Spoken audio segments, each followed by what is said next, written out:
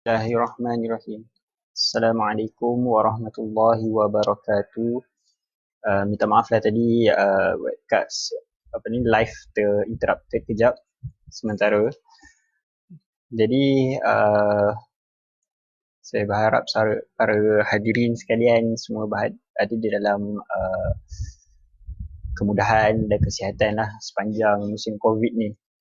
Jadi saya pada hari ini akan berkongsi sedikit tentang apa pelajaran daripada sejarah, apa makna sejarah dan kenapa sejarah. Jadi secara ringkasnya pada masa kini lah, kalau kita tengok sepanjang musim COVID ni pun barulah timbul beberapa orang melihat dari sudut sejarah dan sebagainya. Tapi kita tengok secara umumnya manusia semakin lari daripada melihat sejarah ataupun pemahaman tentang sejarah itu. Kita tengok sendiri betapa ramainya orang Melayu di luar sana tak melihat kepentingan sejarah tamadun ataupun peradaban Melayu itu sendiri.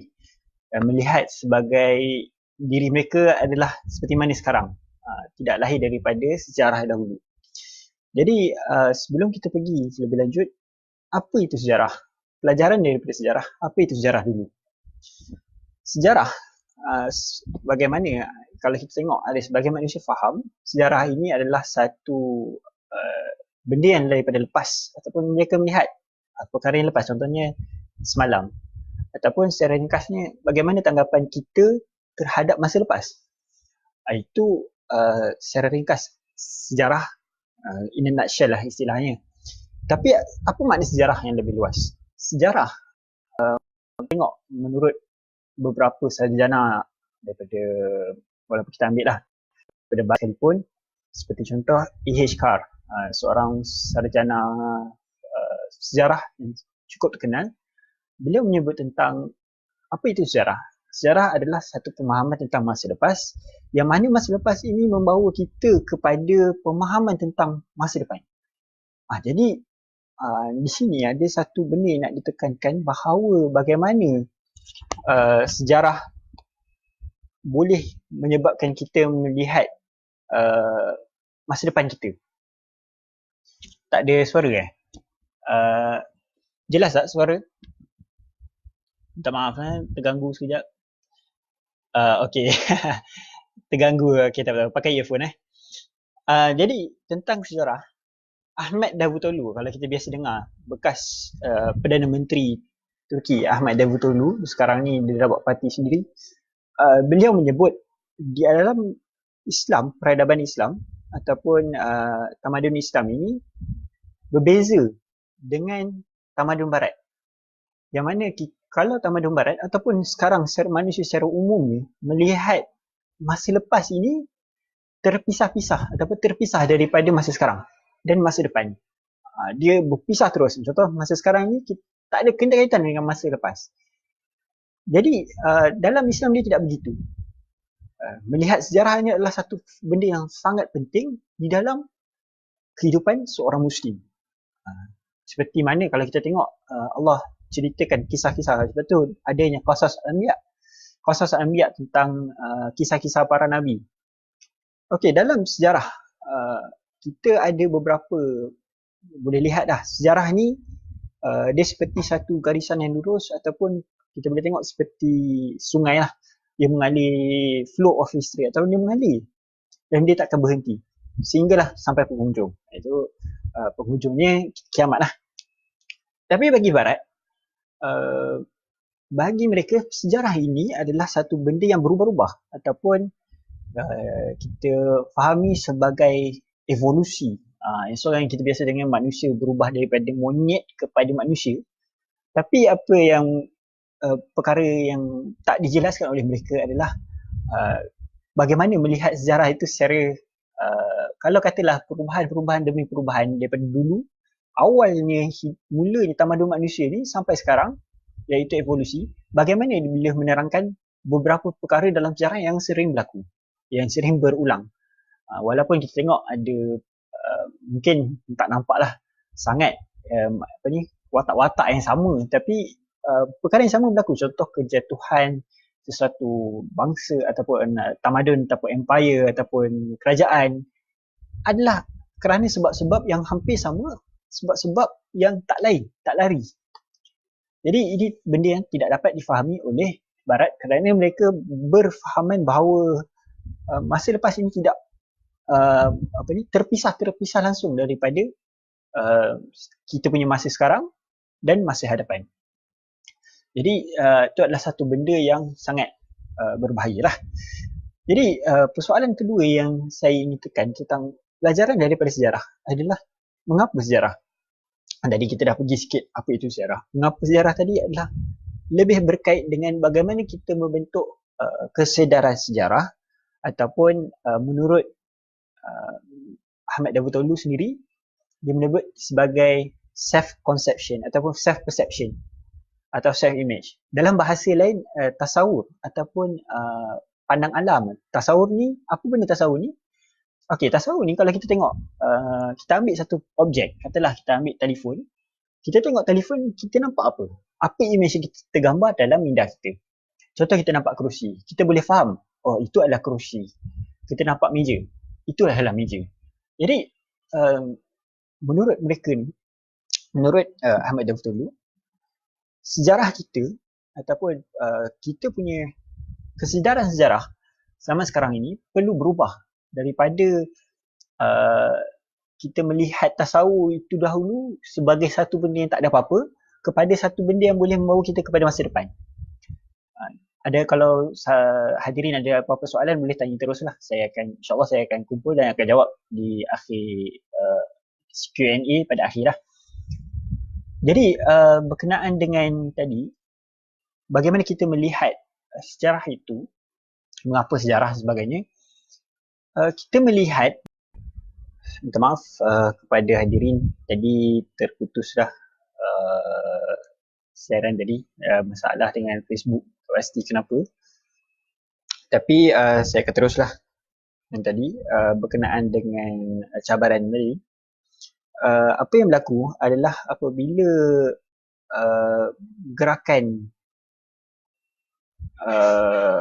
Mongol tadi datang serang dan sebagainya, ia taklah menyebabkan secara keseluruhannya masalah yang besar kepada dunia Islam ketika itu. Maksudnya dia boleh cari orang Islam pada ketika itu boleh bangkit balik dengan beberapa usaha mereka dan sebagainya, dengan beberapa asas lah, dia ada asas maksudnya dia boleh bangkit. Tapi kita tengok apabila berlakunya 1492, bila startnya 1492, bila bermulanya Columbus, dia punya pelayaran Columbus dan sebagainya, Spain dan Portugal mula dengan misi mereka dipanggil sebagai civilizing mission. Civilizing mission ni kalau saya sebut sebagai proses nak mentamadunkan. Sebelum tu semua dengar, minta maaf sebab tadi masalah jadi risau kalau apa-apa berlaku. Jadi proses mentamadunkan, bagi orang Barat, mereka melihat manusia secara keseluruhannya selain daripada mereka adalah rasa ataupun satu macam dia hasil daripada dia punya pergelutan dengan Islam. Jadi mereka nampak bahawa orang lain dulu semua ni perlu ditamadunkan dengan tamadun mereka, dengan fahaman mereka lah. Portugisnya dengan Dutchnya ketika itu, Netherlands sekarang Netherlands lah, Empire Dutch dan sebagainya. Kemudian disebabkan kolonialisme pada ketika itu, kalau kita tengok secara keseluruhannya pada tahun 1511, kalau kita tengok di belah Asia Tenggara ataupun di belah Nusantara ini, kita menghadapi satu gegaran yang baru yang tak pernah kita hadapi sebelum ni, iaitu kolonialisme atau penjajahan. Tapi kalau kita tengok di Uthmaniyah ataupun di rantau Mediterranean dan Asia Tenggara, di Timur Tengah, pada ketika itu tidaklah dia kata penjajahan kerana Uthmaniyah ketika itu berada di satu tahap yang tinggi, mana ni satu benda yang kita kena ambil pengajaran, yang mana ketika itu Uthmaniyah sedang melebarkan pengaruh dia punya sayap empire dia sampai ke Eropah. Tetapi ketika itu kolonialisme ini adalah satu petanda bahawa dunia Islam yang akan berubah. Bukan setakat dunia Islam, seluruh dunia. Yang mana apabila kolonialismenya dia memberi cabaran kepada bagaimana manusia ataupun orang Islam sendiri melihat diri mereka ataupun tasawuf Islam ataupun gambaran tentang diri mereka berubah. Bagaimana mereka melihat ibadah, bagaimana mereka melihat solat, bagaimana mereka melihat hubungan antara manusia, ekonomi, bagaimana mereka politik berubah sama sekali. Ini adalah satu benda yang agak kritikal yang perlu kita ketahui lah. Yang mana kolonialisme ini dia menggugat peradaban Islam itu sendiri hingga menggoncangkan teras-teras Islam, teras-teras umat Islam.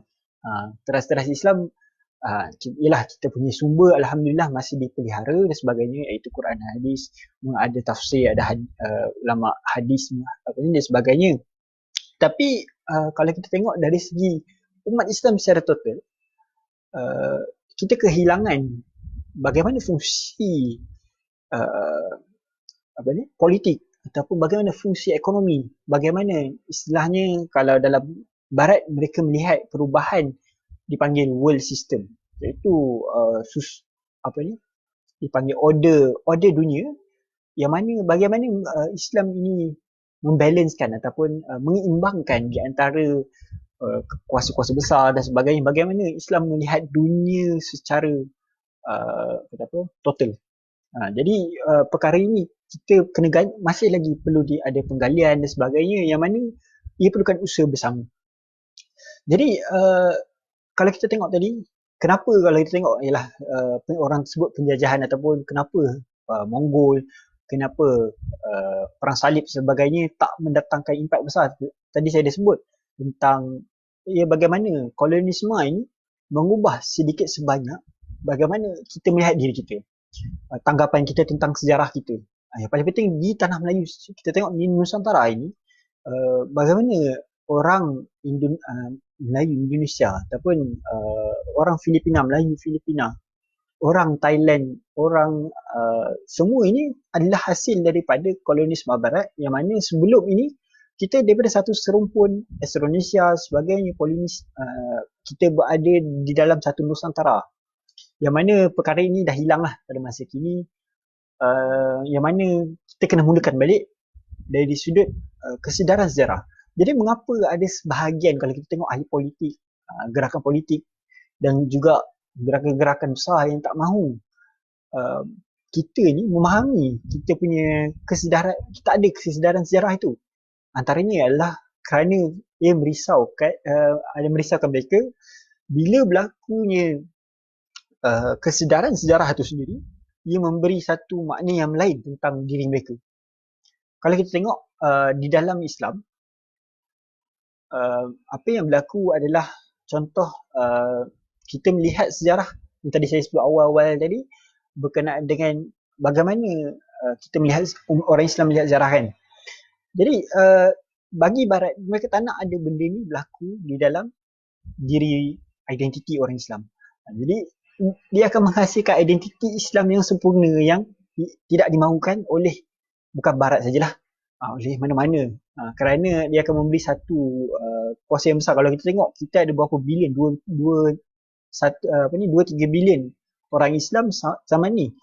Jadi kalaulah 2-3 bilion ini mempunyai kesedaran sejarah ataupun mempunyai pemahaman yang baik tentang diri mereka, apa makna Islam dan sebagainya untuk diri mereka, dia akan menggoncangkan dunia ini sekarang ni.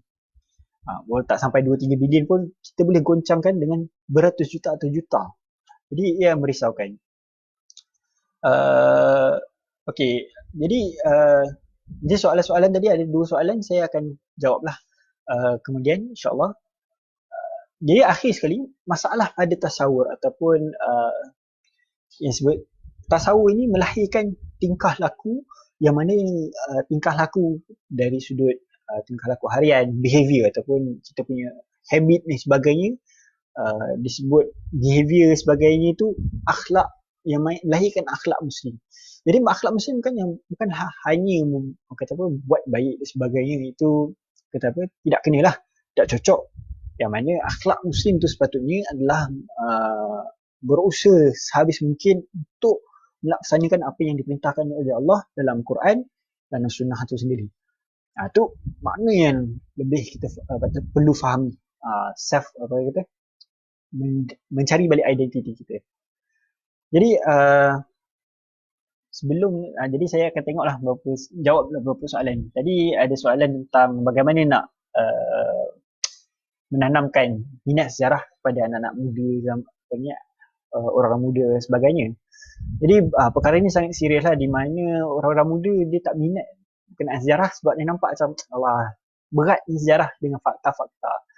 Jadi persoalan berkenaan dengan sejarah ni dia tidak hanyalah melihat fakta sejarah. Fakta sejarah penting, betul. Tapi bagaimana cara penyampaian dan juga bagaimana kita nak sampaikan bahawa sejarah ini adalah satu jalan cerita kepada sejarah hidup manusia. Dan juga bagaimana sejarah ini adalah satu, kalau kita tengok, kita boleh keluarkan makna-maknanya untuk kehidupan sekarang ini dan masa depan. Jadi orang tak nampak benda ni, terutama yang anak muda tak melihat sejarah ada kaitan dengan masa depan mereka ataupun ada kaitan dengan diri mereka. Ada disebutkan oleh beberapa sarjana barat, manusia tak sedar bahawa mereka adalah history maker, ataupun mereka ni adalah individu-individu yang sepatutnya, ataupun individu-individu yang sebenarnya adalah sebahagian daripada sejarah. Kalau mereka tak disejarahkan, kalau mereka tak menjadi membuat satu sejarah, akhirnya mereka akan menjadi sebahagian daripada sejarah sahaja.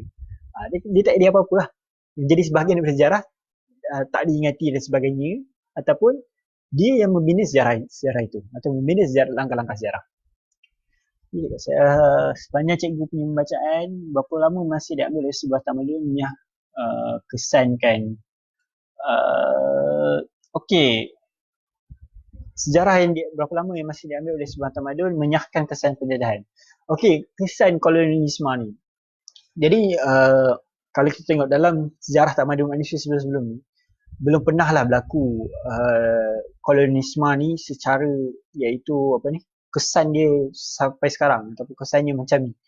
Dalam sejarah, kalau kita tengok sejarah-sejarah tamadun dahulu, yang berlaku adalah peperangan di antara, yang akhirnya kalau berlaku perang dan sebagainya, ataupun antara puak, antara kaum, ataupun antara kerajaan dan sebagainya, akhirnya kerajaan tu akan lenyap terus, seperti kerajaan Maya, Nabatean dan sebagainya, berbagai tamadun yang telah hancur, yang akhirnya beberapa tamadun sahaja yang tinggal, seperti yang kekal sekarang lah, yang tinggal sekarang. Tetapi kalau kita nak kata berapa lama, ia akan memakan masa yang mungkin 2-3 generasi, yang mana perlunya pembaikan tu ada satu layer generasi, bermula dengan layer satu generasi, kemudian disampaikan kepada generasi-generasi bawah, yang mana kita rasa mungkin ada generasi yang bagi kita sebenarnya susahlah nak dihidupkan balik penjiwaan sejarah. Tapi bagi saya, kalau kita tengok balik apa yang berlaku saya sangat suka mengambil iktibar di Turki. Ya, kerana Turki sekarang banyak cuba mengkomersialkan ataupun menjadikan manusia minat, ataupun rakyat dia minat kepada sejarah Turki itu sendiri, Osmaniyah sendiri. Yang mana kita tengok ada cerita seperti Pahitad Abdul Hamid, Fatih 1453, ada cerita seperti Ertugrul, ada cerita seperti Kurulush Osman, sebagainya.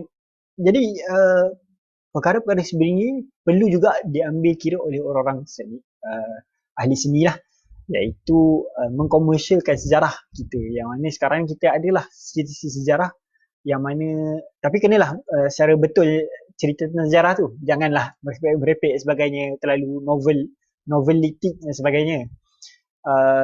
Cumanya kalau kita tengok, kita perlu menghidupkan balik museum-museum, kawasan-kawasan bersejarah menceritakan balik sejarah itu secara betul.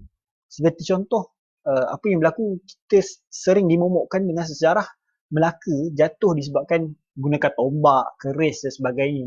Tetapi orang Melaka, kalau ikut sejarah yang sebenar, orang Melaka ketika itu mempunyai senjata yang sangat hebat, sanggar dan sebagainya, meriam yang besar dan sebagainya, tapi kalah disebabkan oleh beberapa faktor-faktor lah. Antara sebab yang utama yang berlaku, yang sering berulang dalam sejarah adalah pengkhianatan. Pengkhianatan kepada bangsa itu, kepada kerajaan itu sendiri, ataupun kerana harta dan sebagainya, mereka menjadi tali barut kepada musuh dan sebagainya, menjadikan jatuhnya kerajaan ketika itu, kerajaan Melaka ketika itu.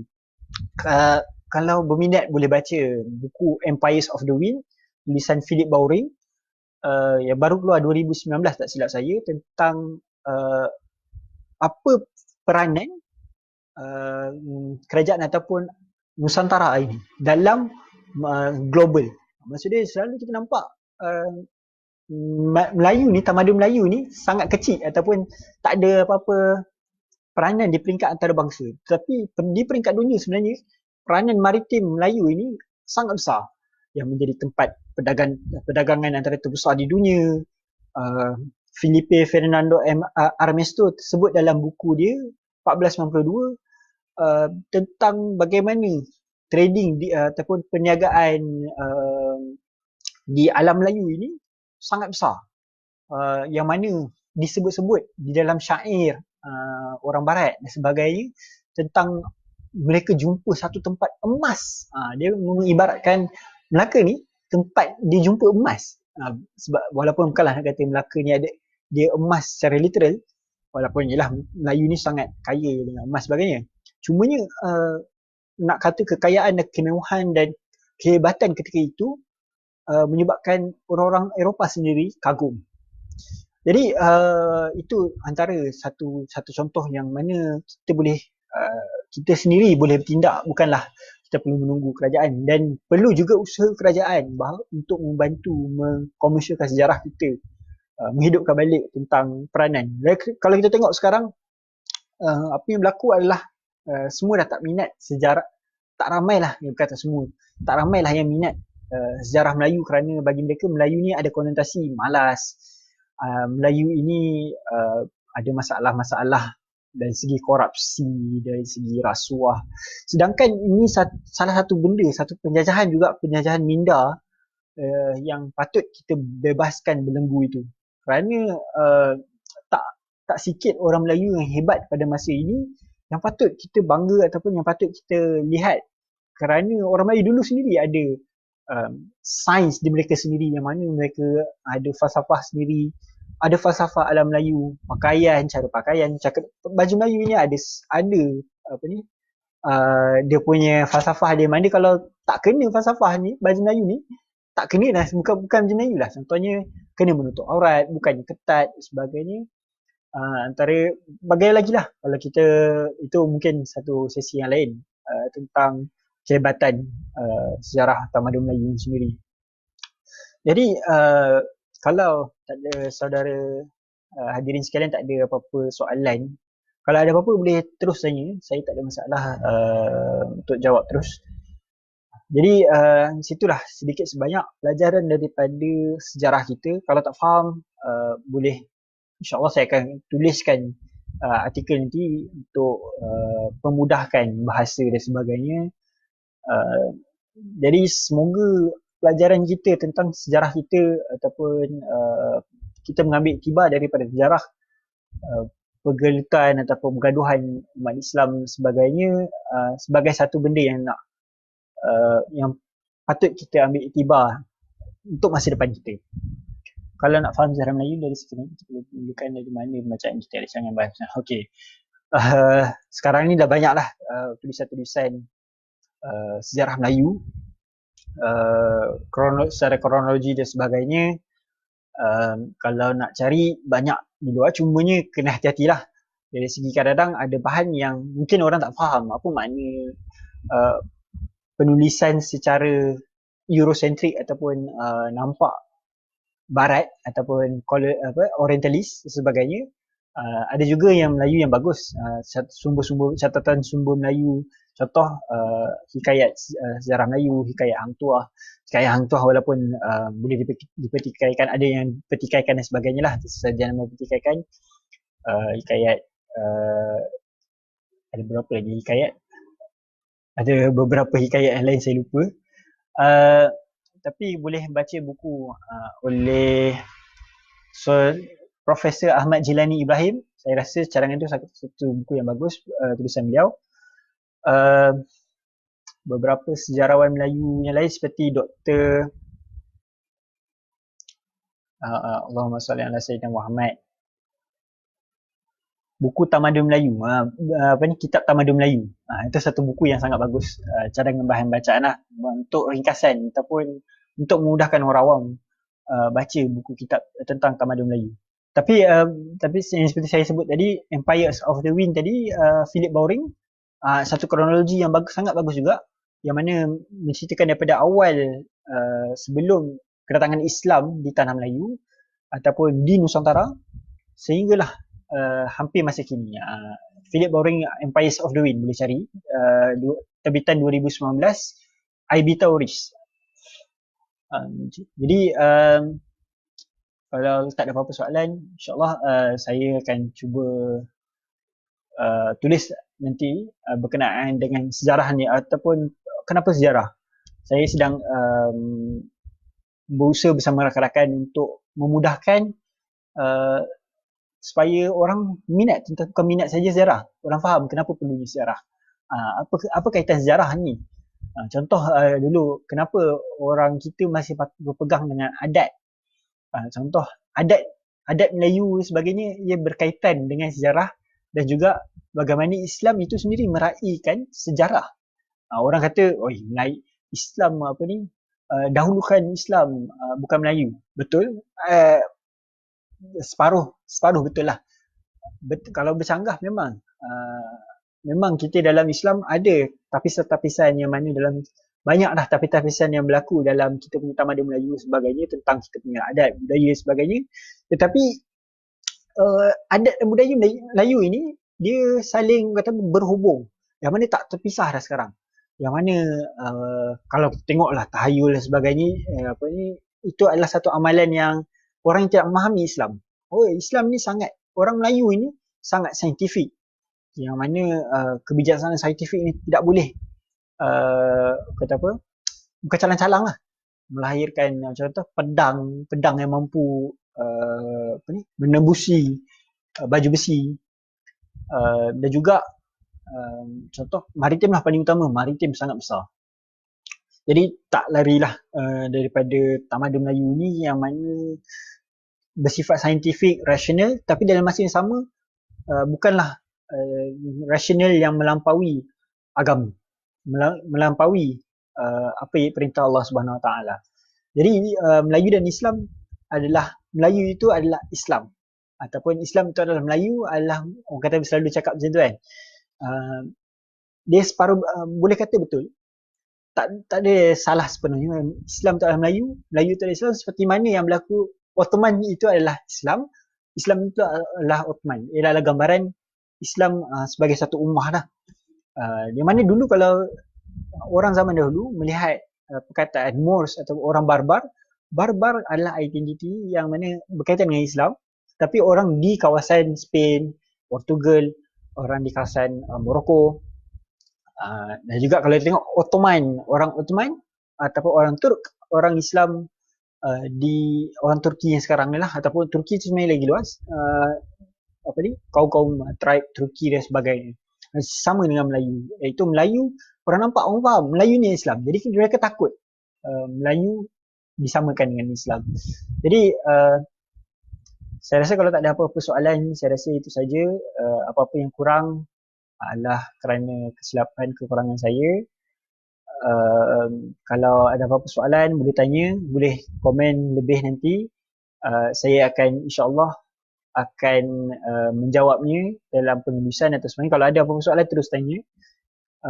Saya akan jawabnya dalam penulisan saya insyaAllah, tentang kenapa perlu Melayu, kenapa perlunya sejarah.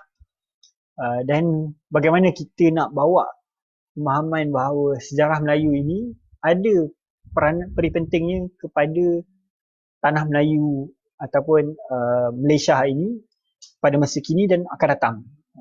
Kerana sekarang ni kita tengok fasa kritikal yang mana pergaduhan di antara identiti dan sebagainya, pergaduhan identiti sosial, pergaduhan identiti negara yang mana beruncing lah. Jadi saya akan ulas insyaAllah mungkin dalam video yang lain, ataupun kalau ada apa-apa soalan saya tunggu kejap 1-2 minit. Ada apa-apa soalan kita boleh sembang, insyaAllah. Jadi kalau tak ada apa-apa lagi, saya sudahi dengan, kalau tak ada apa-apa dah, insyaAllah tak ada apa-apa Okay, insyaAllah. Jadi saya ucapkan terima kasih semua kerana sudi mendengar perkongsian yang seberingkas ini. Kalau ada apa-apa, insyaAllah saya akan jawab kemudian. Wabillahi taufiq wal hidayah. Assalamualaikum warahmatullahi wabarakatuh. Kalau ada apa-apa soalan, kalau tak ada apa-apa soalan, saya nak tutup lah. InsyaAllah.